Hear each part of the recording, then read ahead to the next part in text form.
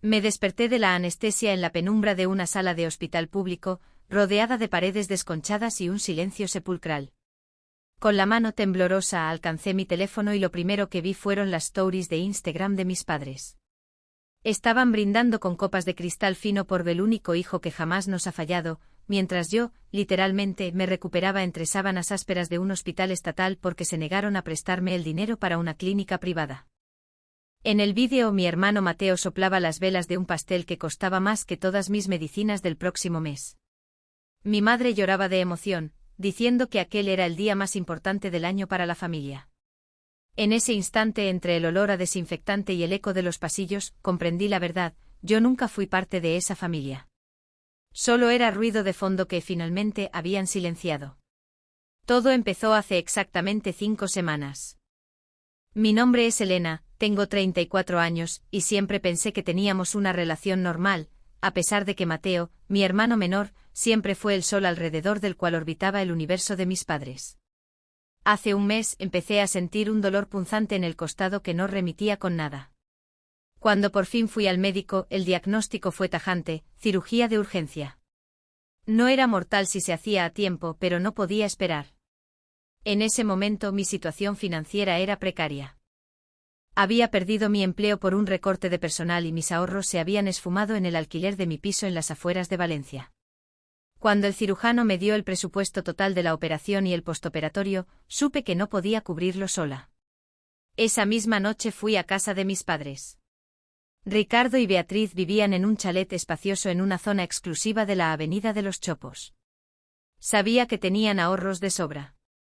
Nos sentamos en la cocina, mi padre bebía su whisky favorito y mi madre hojeaba un catálogo de decoración para eventos. Fui sincera, les hablé del diagnóstico y les pedí 6.500 euros para cubrir lo que el seguro no alcanzaba. Les prometí devolver cada céntimo en cuanto encontrara trabajo, incluso me ofrecí a firmar un reconocimiento de deuda ante notario. Mi madre ni siquiera levantó la vista del catálogo. Se limitó a decir que no era un buen momento para gastos imprevistos, porque en un mes era el 31º cumpleaños de Mateo. Lo dijo con una ligereza ofensiva, como si le estuviera pidiendo dinero para unas vacaciones y no para una intervención quirúrgica.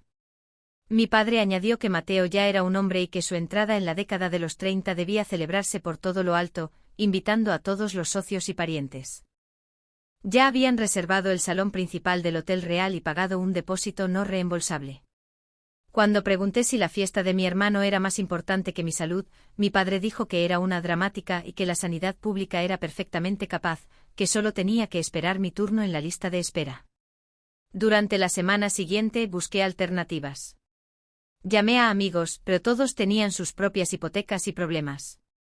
Mateo, el hijo de oro, no me llamó ni una vez. En el grupo de WhatsApp de la familia, solo enviaba fotos de los trajes a medida que se estaba probando para la fiesta, preguntando qué corbata luciría mejor bajo las luces del salón. Mis padres comentaban cada mensaje alabando su buen gusto.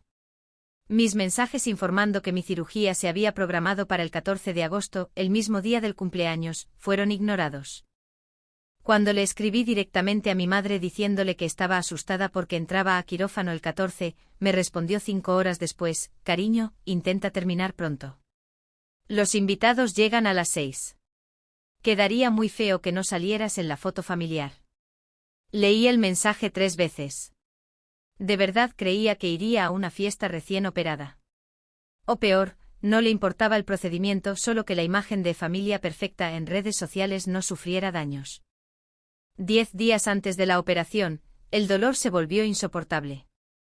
Apenas podía caminar. Una tarde volví a casa de mis padres esperando que hubieran recapacitado. La casa olía a catering de lujo, estaban haciendo la catá para el banquete. La mesa estaba llena de langosta, quesos de importación y vinos de reserva. El coste de esa cena pagaba la mitad de mis facturas. Me quedé en el umbral pálida y sosteniéndome el costado, mientras ellos discutían si pedir una escultura de hielo en forma de halcón porque simbolizaba la visión de Mateo. Le pregunté a mi padre: ¿de verdad vas a gastar 35.000 euros en una noche sabiendo que no puedo pagar mis medicinas? Él me miró con irritación pura. Dijo que intentaba manipularlos con mi achaque para arruinar la celebración que Mateo merecía. Me acusó de tener envidia y de querer robar el protagonismo. Me fui llorando sabiendo que estaría completamente sola. El día 14 por la mañana, cogí un Uber hacia el hospital por mi cuenta. Ni siquiera tenía dinero para una habitación individual, así que me asignaron una cama en una sala común. La enfermera me preguntó si alguien vendría a buscarme. Le dije que me las arreglaría sola. Antes de apagar el móvil para entregarlo en custodia, vi la última notificación de Instagram. Mi madre había subido una foto desde la peluquería con el texto, preparándonos para el evento del año. Nuestro niño se hace un hombre. Pasé las siguientes 48 horas en una bruma de analgésicos baratos y el clic rítmico de la máquina de oxígeno de mi compañera de cuarto. El hospital público era exactamente lo que uno esperaría por ese precio: falta de personal, ruido constante y un penetrante olor a lejía industrial mezclado con desesperación. Cada vez que cerraba los ojos, veía la luz azul de mi teléfono. No podía evitar revisar sus redes sociales, era como una herida que yo misma me infligía y no dejaba de hurgar.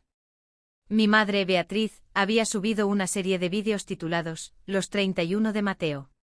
Había tomas en cámara lenta del salón del Hotel Real, de la escultura de hielo del halcón, que probablemente costó 3.000 euros por sí sola, y de mi padre, Ricardo, riendo mientras le entregaba a Mateo las llaves de un coche de paquete. Un todoterreno de lujo modelo 2024. Me habían dicho que no tenían dinero para prestarme para mi operación, pero le compraron a él un coche de 50.000 euros como regalo por su madurez. El dolor físico de la incisión era agudo, pero la comprensión de mi lugar en esa familia era una agonía distinta. Yo tenía 34 años, trabajaba desde los 16 y nunca les había pedido un céntimo hasta que mi vida estuvo en juego. Mateo tenía 31, había quebrado 3 negocios que ellos financiaron y seguía viviendo en un piso cuya hipoteca pagaban ellos. La injusticia no era nueva, pero el momento era brutal. A las 11 de la noche, mientras intentaba llamar a una enfermera para que me cambiara un vendaje, el teléfono vibró. Era una videollamada de mi madre. Respondí pensando que tal vez la culpa finalmente había aparecido. Pero cuando la pantalla se aclaró, no vi a una madre preocupada. Vi a una mujer con un vestido de lentejuelas, sosteniendo una copa de champán, con el estruendo de un DJ de fondo. No preguntó cómo salió la cirugía. No preguntó si sentía dolor. Giró el teléfono para mostrarme la pista de baile llena de gente. Elena, estás perdiendo una noche increíble. Gritó por encima de la música. Todo el mundo pregunta por ti. Les dije que estabas algo indispuesta, pero de verdad deberías haber hecho un esfuerzo. Aunque fuera una hora. Tu padre está decepcionado. Es la noche de Mateo y estás siendo muy egoísta al quedarte ahí. Intenté hablar, pero tenía la garganta en carne viva por el tubo de la intubación. Logré susurrar: mamá, me acaban de operar. No puedo ni caminar. Ella puso los ojos en blanco. No empieces con el drama, Elena. Todos tenemos cosas. Yo llevo 10 horas de pie organizando esto para tu hermano. En fin, Mateo quiere saludarte. Le pasó el teléfono a Mateo. Parecía borracho con la corbata floja. Hola, hermanita, dijo con una sonrisa, luciendo sus carillas dentales nuevas, también costeadas por mis padres. Espero que estés mejor, o lo que sea. Mira el bicho que me ha comprado papá. Tiene el interior de cuero que quería. Lástima que no vinieras, la barra libre es una locura. La llamada se cortó porque la cobertura en el sótano del hospital era una basura. Me quedé allí en la oscuridad, mirando la pantalla en negro. Una enfermera entró por fin a cambiarme el apósito. Vio mi cara y me preguntó si estaba bien. No tuve energía ni para mentir. Le conté que mis padres se estaban gastando una fortuna en una fiesta al otro lado de la ciudad, mientras yo me preocupaba por cómo pagar los antibióticos genéricos que ella me estaba dando. Me miró con una lástima pura y me apretó la mano. Esa lástima me dolió como una bofetada. Yo no quería lástima, quería que a mis padres les importara si vivía o moría. Al tercer día, una representante de administración vino a mi habitación. Se llamaba señora Valdés y era tan fría como el suelo del hospital. Me informó que debido a que mi seguro era de categoría básica, debía liquidar el saldo restante antes del alta o enviarían la cuenta a una agencia de cobros inmediatamente. Eran 4.200 euros. Le dije que no los tenía, que estaba entre trabajos. No le importó. Dejó una carpeta sobre mis piernas y me dijo que tenía 48 horas. Llamé a mi padre. Pensé que si podía comprar un coche por capricho podría ayudarme a evitar que mi historial crediticio se destruyera. Saltó el buzón 3 veces. Cuando finalmente contestó, se oía ruido de cubiertos. Seguramente el brunch post cumpleaños. Elena, ¿qué pasa ahora? Soltó con fastidio. Le expliqué la situación con la señora Valdés. Le dije que tenía pánico de quedar endeudada cuando ni siquiera podía mantenerme en pie. Hubo un largo silencio. Ya hemos hablado de esto, dijo finalmente. Ya hemos agotado el presupuesto del trimestre con el cambio de década de Mateo. Eres adulta. Búscate la vida. Deja de intentar arruinar el buen ambiente que tenemos todos. Es agotador. Colgó. Ese fue el momento en que algo dentro de mí se rompió para siempre. Me di cuenta de que toda mi vida había sido la hija responsable solo porque eso les facilitaba la vida a ellos. Mi independencia era mi propia jaula. Me recosté y miré el goteo del suero contando los segundos. Me quedaban 25 días de mes para sobrevivir financiera y emocionalmente, porque las personas que me trajeron al mundo se habían desentendido oficialmente. Empecé a revisar mis correos buscando alguna oferta de empleo, cuando vi un mensaje de un bufete de abogados que no conocía. El asunto decía, sobre la herencia de doña Carmen Miller. Carmen era mi abuela materna, que había fallecido hacía 3 años. Pensé que todo se había resuelto entonces. Abrí el correo y mientras leía las primeras líneas, mis manos empezaron a temblar. Había algo que mis padres no me habían dicho. Algo que me habían estado ocultando desde el día en que ella murió. El correo del bufete de abogados fue como un golpe físico en el pecho. No era una notificación rutinaria, era una consulta formal de la oficina que había gestionado el patrimonio de mi abuela Carmen. Mientras leía los documentos adjuntos, el aire de la habitación pareció congelarse. Mi abuela, que siempre decía que yo era la única en la familia con la cabeza sobre los hombros, había dejado un fideicomiso de contingencia de 55.000 euros específicamente para mí. Las condiciones eran claras, el dinero se me entregaría al cumplir los 30 años, o antes si enfrentaba una emergencia médica.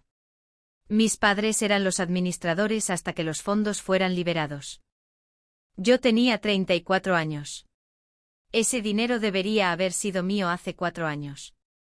Según los registros del abogado, el fondo había sido utilizado y agotado en los últimos 18 meses. El último retiro de 15.000 euros se había realizado hacía exactamente 3 semanas, apenas unos días después de que yo suplicara a mis padres ayuda para mi cirugía. No solo me habían negado un préstamo, habían robado mi propia herencia para pagar los trajes a medida de Mateo, las esculturas de hielo y ese todoterreno de lujo. Sentí una descarga de adrenalina que hizo que los puntos de mi incisión pulsaran de dolor. No esperé. Llamé a mi madre de inmediato. Eran las 2 de la tarde de un martes y sabía que estaría en su club de bridge, posando como la perfecta matriarca. Respondió al tercer tono con voz ligera y molesta. ¿Elena? Pensé que habíamos acordado que dejarías de llamar hasta que estuvieras recuperada. Es muy agotador para nosotros lidiar con tu estado de crisis constante. Acabo de recibir un correo de los abogados de la abuela Carmen, mamá, dije. Mi voz era plana, ocultando el temblor interno. ¿Por qué mi fondo está vacío? ¿Y por qué retirasteis 15.000 euros la misma semana que os dije que necesitaba operarme? El silencio al otro lado fue absoluto. Duró tanto que pensé que se había cortado la llamada. Cuando por fin habló, su tono pasó de la molestia a una frialdad defensiva. Ese dinero era dinero familiar, Elena. Tu abuela no entendía cuánta ayuda necesitaba Mateo para encarrilar su vida. Como tus padres, tomamos una decisión ejecutiva para redistribuir esos fondos donde eran más necesarios. Mateo estaba en un agujero y no podíamos dejar que se ahogara. Me habéis dejado ahogarme a mí, susurré. Estoy en una sala común de un hospital estatal con una compañera que grita en sueños porque no pude pagar una habitación privada. Me están acosando los cobradores. ¿Habéis usado mi fondo de emergencia médica para comprarle un coche a Mateo? No te atrevas a usar ese tono conmigo, espetó ella. Nos hemos sacrificado por vosotros. Ese coche es una inversión en la confianza de Mateo. Es un hombre, necesita proyectar éxito para tener éxito. Tú siempre has sabido cuidarte sola, Elena. Eres fuerte. Mateo es sensible. Hicimos lo que cualquier buen padre haría, ayudar al hijo que más lo necesitaba. El chantaje emocional era tan descarado que parecía estar leyendo un guión.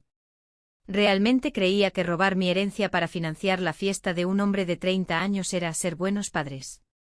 Me dijo que si intentaba convertir esto en un problema legal, estaría muerta para ellos.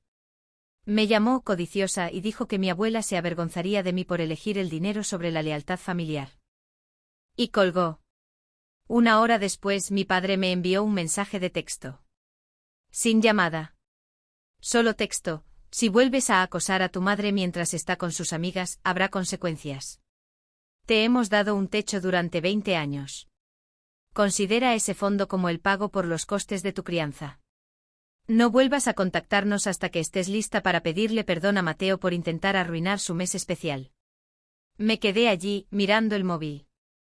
No tenía dinero ni trabajo, una factura hospitalaria creciente y una familia que me había robado y luego me culpaba por ello.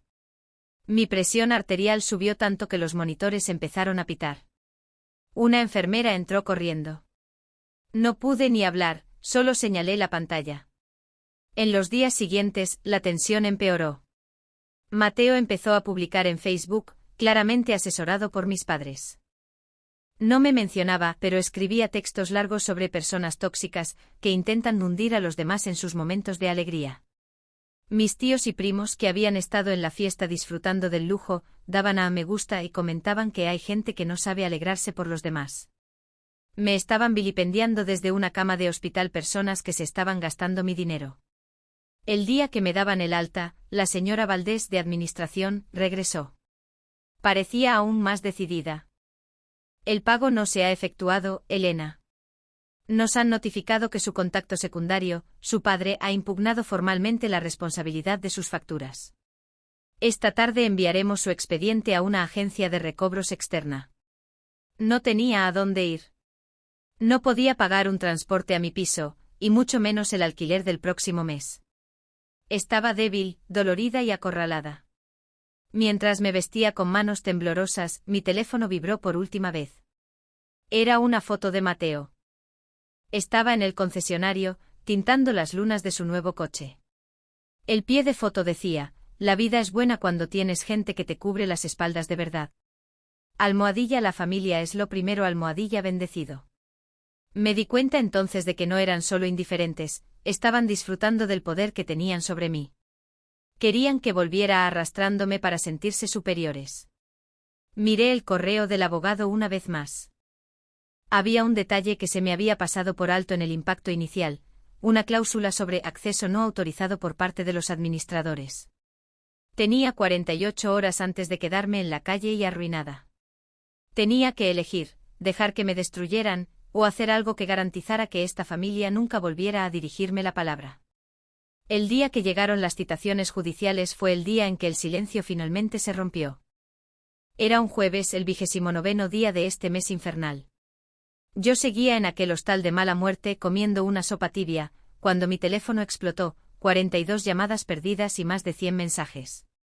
La mayoría eran de mi madre, Beatriz, oscilando entre el «¿cómo has podido?» y el «¿podemos arreglarlo, por favor, coge el teléfono?». Luego vino la visita. Ni siquiera llamaron, golpearon la puerta del hostal con tal furia que el recepcionista amenazó con llamar a la policía. Cuando abrí no vi a los aristócratas arrogantes que brindaban por Mateo en el Hotel Real. Mi padre, Ricardo, parecía haber envejecido 10 años en 10 horas. Su traje estaba arrugado y su rostro tenía un tono rojizo y manchado. Mi madre temblaba, mirando la habitación desconchada como si temiera contagiarse de pobreza solo por estar allí. «Lo has hecho», dijo Ricardo con un siseo bajo y peligroso. «Has ido a las autoridades por lo del fideicomiso. ¿Tienes idea de lo que has desatado?» «He desatado la verdad», respondí. Mi voz era sorprendentemente tranquila. Sentía una extraña desconexión, como si viera una película. Yo no hice que Mateo condujera borracho. Yo no os obligué a robar mi dinero para sobornar a una víctima. Vosotros hicisteis eso. Yo solo he dejado de mentir por vosotros. Mi madre empezó a sollozar, pero no era el llanto de una madre por un hijo que sufre, era el llanto de una mujer que pierde su estatus social. Nos van a quitar la casa, Elena. Las costas legales, las indemnizaciones y Mateo. Están hablando de cárcel. Vas a enviar a tu propio hermano a una jaula por un error. Un error. Me levanté un poco la camiseta para mostrarles el vendaje de mi incisión, que supuraba un poco por el estrés. Casi muero porque no quisisteis darme mi propio dinero. Me dejasteis en una sala común mientras le comprabais a él un coche de lujo para encubrir su delito. ¿Dónde estaba vuestra preocupación por la familia entonces? Mateo estaba fuera en el coche negándose a bajar. Podía verlo por la ventana, el hombre que era el centro de su universo, aferrado al volante del todoterreno que yo, sin querer, había pagado. Parecía aterrorizado, pero no por mí sino por las consecuencias. La batalla legal fue rápida y brutal. Como las pruebas estaban documentadas en los registros del propio bufete, no pudieron ocultar nada. Para evitar un juicio a gran escala que les habría supuesto penas de prisión más largas, mis padres tuvieron que cederlo todo. Mi fondo de fideicomiso se recuperó con la venta de su casa de verano en Marbella. La fiesta del Hotel Real fue la última vez que se les vio en la alta sociedad. El coche de Mateo fue embargado por el juzgado como parte de la indemnización para el repartidor al que había atropellado. Lo último que supe es que Mateo trabaja en un almacén y vive en un piso de una habitación con mis padres, que se vieron obligados a mudarse a un lugar que cuesta menos que su antiguo presupuesto mensual en vino. Al final del 30º día, yo estaba sentada en un apartamento nuevo y limpio. Había pagado al hospital, contratado a una enfermera privada para el resto de mi recuperación y aún tenía un colchón importante en el banco. Debería haberme sentido victoriosa. Debería haber sentido que se había hecho justicia. Pero mientras estaba en mi balcón, viendo el atardecer sobre la ciudad, me di cuenta de que la monotonía de mi antigua vida, la pequeña esperanza de que quizás me querían, se había esfumado. En su lugar, había una claridad fría y dura. Había sobrevivido, pero era una huérfana con padres vivos. Tenía el dinero, pero no tenía a nadie a quien llamar para contarle cómo me había ido el día. Todavía me envían correos de vez en cuando. No preguntan cómo estoy. Me envían facturas. Me envían recordatorios de cómo arruiné sus vidas. No los borro, los guardo en una carpeta como recordatorio de lo que la palabra familia significaba en esa casa, una transacción donde yo siempre era la moneda de cambio. El repartidor, un chico llamado David, se puso en contacto conmigo. Me agradeció el testimonio. Dijo que los 15.000 euros que mis padres le dieron apenas cubrieron su primera cirugía, y que el acuerdo de la demanda finalmente le permitiría volver a caminar. Ese fue el único momento en que sentí que había hecho algo realmente bueno. No se trataba solo de mi dinero, se trataba de que mis padres pensaron que podían comprar el silencio por la vida destrozada de una persona. Mi padre perdió su consultoría. La noticia del desvío de fondos llegó a sus socios y cortaron lazos en 48 horas. Mi madre dejó de ir a su club. Dijo que no podía soportar las miradas de lástima, pero creo que lo que más le dolió fue no tener un vestido de lentejuelas que ponerse. En cuanto a Mateo, me llamó una vez gritando. Dijo que yo era la razón por la que perdió su futuro. Lo escuché durante 10 minutos sin decir una palabra. Cuando finalmente se quedó sin aliento, solo dije, «Feliz cumpleaños, Mateo», y bloqueé su número. Me di cuenta de que no hay una gran escena cinematográfica de perdón. La gente como ellos no cambia, solo encuentran a nuevas personas a las que culpar de los agujeros que ellos mismos cavan. La cicatriz de mi cirugía se ha convertido en una línea fina y plateada. Es un recordatorio permanente del mes en que casi desaparezco y del mes en que finalmente me puse a mí misma en primer lugar. Todavía guardo el vídeo de Instagram, aquel en el que brindan por Mateo mientras yo estaba en quirófano. Lo veo cada vez que siento un atisbo de culpa. Me recuerda que familia es solo una palabra hasta que alguien la demuestra con hechos. El mes ha terminado. El silencio es por fin pacífico. Soy Elena. Tengo 34 años.